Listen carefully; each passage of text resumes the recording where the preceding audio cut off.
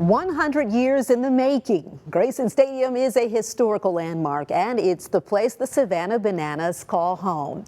But before it became their home, the stadium welcomed some of the biggest names in American history. Sports anchor Corey Howard tells us the story that was 100 years in the making.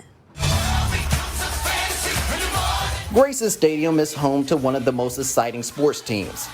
But before it became their home, it housed some of the biggest names to ever pick up a baseball. The greats came through here way back in the day. The Babe Ruths, the Jackie Robinsons, the Ted Williams, John Smoltz plays here, like the Braves, the Cardinals, like all these teams, all these people. The walls of the stadium covered in its history as it turns 100 years old. Like so many cool things have happened in this park, in this place, and it's like an honor to just be a part of that and continue that and welcome people here in 2026 and let them know that they are literally walking into a piece of history.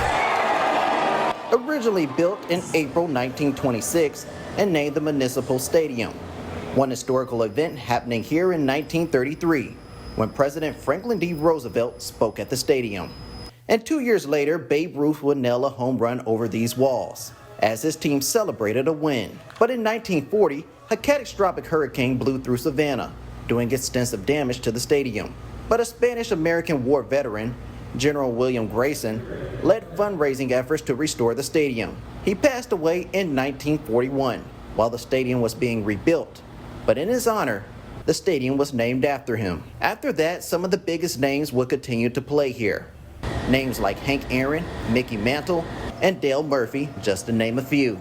And while the names would come and go, nobody really made it home until June of 2016, when the Savannah Bananas played in a sold-out stadium. Who would have thought that the Savannah Bananas and this dancing, crazy, wild, wacky baseball team would ever exist in a place like this?